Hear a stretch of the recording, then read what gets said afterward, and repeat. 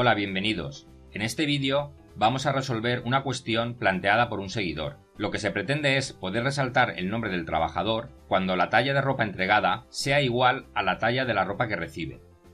Para eso utilizaremos la opción Formato condicional. Y utilizaremos la primera opción, Condición. De aquí desplegaremos y utilizaremos la opción La fórmula es. Seleccionaremos el rango de los nombres de los trabajadores y ahora aplicaremos la condición, que será que la talla entregada, en este caso de Antonio, es igual a la talla recibida. Cuando se cumpla esta condición, resaltaremos su nombre. Tal como está, solo aplicará la condición cuando esta celda de aquí sea igual a esta y resaltará todos los trabajadores, pero eso no es lo que queremos. Lo que queremos es que evalúe la condición fila a fila. Para eso, el truco está en quitar los símbolos dólar que tenemos aquí. Este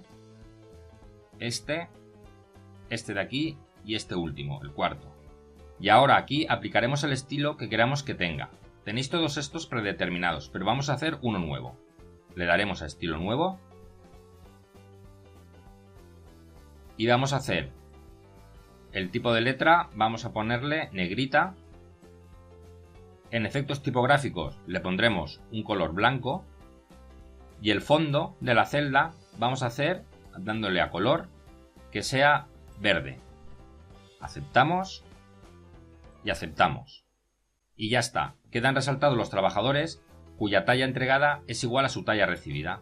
Si cambiamos los valores, por ejemplo a Manuel ponemos aquí en talla entregada L, como no coincide con la talla recibida XL, ya deja de resaltarse.